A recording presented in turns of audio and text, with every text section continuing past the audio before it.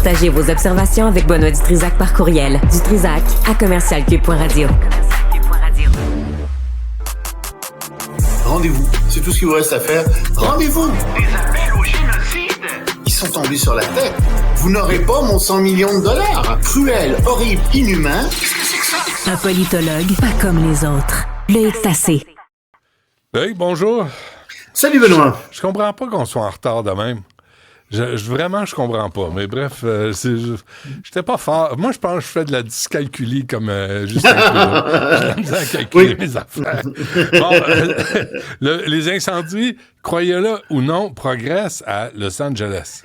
Ben oui, et ça fait la première page, ça fait la une d'à peu près tous les médias à travers le monde, ce qui se passe à Los Angeles, parce qu'en effet, les feux progressent et les chiffres commencent à être hallucinants, là. Bon, il y a 24 morts, c'est terrible, c'est la première chose qu'il faut mentionner. 24? Il y a quand même 24 morts maintenant, on est rendu à 24 morts, mais il y a quand même 12 000 habitations qui ont été détruites, 12 000 bâtiments, magasins, etc., qui ont été détruits. C'est beaucoup, ça, 12 000. Et le feu, donc, a un peu ralenti parce que le vent a cessé de souffler, mais le vent devrait reprendre mercredi de plus belle. Et donc, on s'attend à ce que, malheureusement, il y ait d'autres quartiers qui soient dévastés. Et tu sais, ce sont pas c'est pas. Le problème, c'est que le feu, ça court et le vent pousse des braises, des étincelles un peu partout à travers la ville et ça déclenche de nouveaux incendies partout. C'est ça qui est en train de se produire et on manque d'eau parce que manque de peau, on faisait des réparations sur certains réservoirs d'eau de la ville et en plus de ça, finalement, ça commence à sortir. Les gens disent ouais, c'est parce que en fait, on voulait pas payer pour ça. Alors, nos infrastructures sont pas si bonnes que ça parce qu'on a des lois qui empêchent qu'on dépense suffisamment d'argent pour nous protéger, parce qu'on veut pas s'endetter. Tu sais, c'est absolument incroyable. C'est une leçon, hein? C'est Hiroshima. Des images qui rappellent Hiroshima. C'est ce que les gens disent. Ouais, c'est ce que les gens disent. On dirait qu'il y a des bombes qui sont tombées sur Los Angeles. Il y a près de 100 000 personnes qui ont été déplacées. Il y en a pratiquement 100 000 aussi qui sont en état d'alerte, qui vont peut-être être obligés de se déplacer. C'est beaucoup de monde, là. Imagine qu'à Montréal, 100 000 personnes, qui étaient 100 000 personnes qui soient déplacées sur l'île de Montréal, sur 1 million de personnes. C'est le 10e de l'île qui est dévasté. Ouais, c'est épouvantable. Ça commence à ressembler au village gay. Tellement que c'est... Mais c'est pas, mais les gens, mais là, les victimes, mais tu sais, la vie, la job, les paiements, les assurances, les gens qui perdent leur maison. On vient de découvrir, oui, puis il y a des gens qui se réveillent et qui disent, oui, mais à l'instant, là, il y a des galeries d'art qui ont brûlé.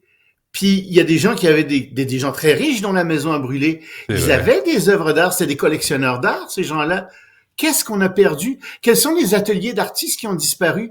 Puis tout d'un coup, les gens se disent, oh là là, à la catastrophe humaine, à la catastrophe des bâtiments, se rajoute une catastrophe culturelle parce que je pense, oui, en effet, on a perdu beaucoup d'œuvres d'art à travers tout ça. OK, le musée Getty semble être une forteresse à l'épreuve de tout, même si le feu arrive jusqu'à ses murs, il semble qu'il brûlera pas.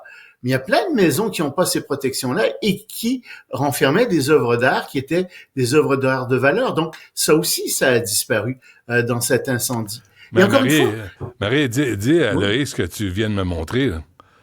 Bien, évidemment, tu sais, une image, parfois, je ne sais pas si on va le voir bien, je vais essayer de l'ajouter. Parfois, une image vaut 1000 mots. À travers les cendres, il y a une photo qui a été prise par un journaliste, puis ce qu'on voit, évidemment, tout est détruit, mais c'est comme si on avait déposé dans le feu d'un foyer une statuette, un Oscar. Puis un Oscar! C'est pas plus triste qu'autre chose, mais c'est une image qui parle, puis j'entendais la directrice du musée Getty en entrevue ce matin. Musée Getty, là, il y a des Monet, il y a des Rembrandt, il y a des Picasso. Oui. C'est vraiment une collection du patrimoine mondial en art qu'il faut protéger. Pour l'instant, le musée n'est pas à risque, mais qui sait? Qui sait?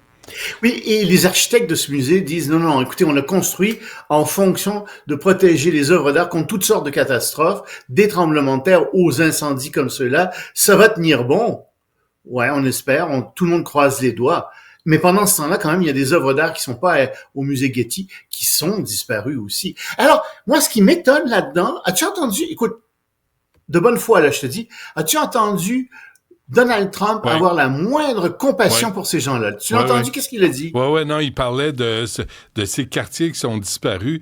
Il parlait de la valeur des quartiers. Il dit, c'est comme un des quartiers les plus riches, les plus importants sur la planète qui est disparu. Puis là, il parlait de la responsabilité de la mairesse, de la chef du service incendie, de Newsom, le gouverneur. As-tu entendu de la compassion? L'as-tu entendu dire, je trouve que c'est terrible pour ces gens, ou j'imagine ce que ces gens vivent, ça doit être épouvantable. Non, il a attaqué les démocrates. Ouais. OK, c'est de bonne guerre, mais de la compassion. Moi, je l'ai pas entendu faire preuve de compassion du tout. Non, t'as raison, il n'y en a pas eu. Mais sommes-nous étonnés? Donald Trump a de la compassion pour lui-même, et dans une semaine, on va célébrer ça. Est-ce que tu viens en studio pour célébrer ça avec moi? Ben, si tu m'invites, bien sûr que je vais y aller. Champagne! OK, on se verra au studio pour faire cette belle célébration. Piquette! Ouais, ah oui. Non, mais là, écoute, il célèbre ça et il y a beaucoup de gens qui donnent de l'argent parce que il veut que ce soit grandiose. Alors, il y a des gens très riches qui donnent de l'argent à Trump pour son inauguration, pour son investiture plutôt. Excuse-moi, c'est pas un bâtiment, pour son investiture. Mais moi, ce qui m'étonne dans tout ce qui sort, c'est que tu commences à avoir des gens qui sont pas contents là. Monsieur Steve Bannon, entre autres. Steve Bannon, qui quand même est pas tout à fait n'importe qui. Il y a vraiment beaucoup. Il est très écouté. C'est un gars qui a un doctorat en économie quand même. C'est pas un deux de pique. C'est un des soldats de Trump, hein. Lui et Roger Stone, ce sont des incontournables. Incontournables, mais aussi des inconditionnels très loyaux. Il a refusé de se présenter devant le Congrès pour témoigner sur les événements du 6 janvier 2020. Et résultat, il a été emprisonné pendant 4 mois. Il a fait de la prison. Puis il vient d'en sortir, là. Avec une nouvelle aura pour les partisans de Trump. Et qu'est-ce qu'il attaque? Qu'est-ce qu'il dit? Monsieur Musk, il est contre Elon Musk complètement. Il dit c'est un raciste. Qu'est-ce que c'est que cette histoire d'avoir ce Sud-Africain qui vient se prononcer sur tous les sujets politiques américains? Et tu sais que parmi les rangs des Trumpistes, il n'y a pas un très grand amour des gens qui viennent de l'extérieur du pays. Alors il l'attrape là-dessus et il dit aussi attention, faites bien attention. Musk, tout ce qu'il cherche, c'est à enrichir ses compagnies, s'enrichir lui-même et avoir plus de pouvoir. C'est tout. Il se fout complètement du reste. Et je vous garantis une chose, dit Monsieur Bannon, il n'aura pas accès, il n'y aura pas d'accès direct à la Maison-Blanche. Et il va partir. Et il semble en faire un combat personnel. Et tu vois donc déjà, il y a ces combats énormes qui existent à l'intérieur même, ces tensions énormes qui existent à l'intérieur même de l'équipe de Trump. Là-dessus, je dois dire, je suis assez du côté de M. Bannon. Mais il n'a pas été nommé, M. Musk, pour vérifier les programmes et pour couper dans les programmes. Oui. Il n'est pas le seul, il y en a 2, mais ce qu'il va faire normalement, c'est qu'il va passer la scie à chaîne dans tous les programmes du gouvernement. Pas les programmes, dans le budget du gouvernement, dans les ministères. Il dit, il y a trop de fonctionnaires, etc. Je vais renvoyer des fonctionnaires à la pelletée. À la pelletée. Et c'est très secret. On n'a pas accès à ça. Mais il y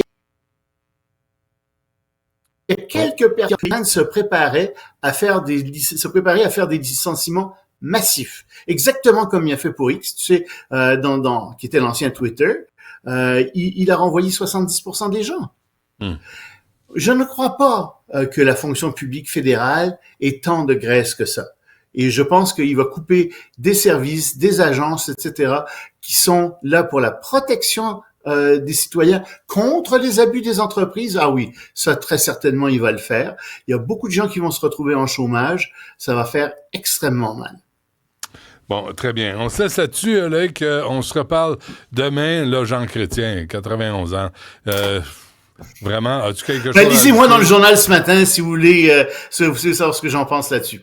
Oui, mais qui veut que tout le monde soit très coriace. Mais dans le fond, tout ce qu'il a à dire, c'est que ça nous prend un premier ministre Il n'y a pas de dirigeant. Il dit des choses qui sont justes quand il dit il faut absolument que les démocraties s'unissent, que le Canada prenne le leadership de ça, puis il faut qu'on s'oppose aux États-Unis. Alors bon, d'accord, il y a un discours dur, il y a un discours articulé, et je pense que c'est bien que ce soit comme ça. Mais il y a 91 ans, qu'est-ce qu'il fasse?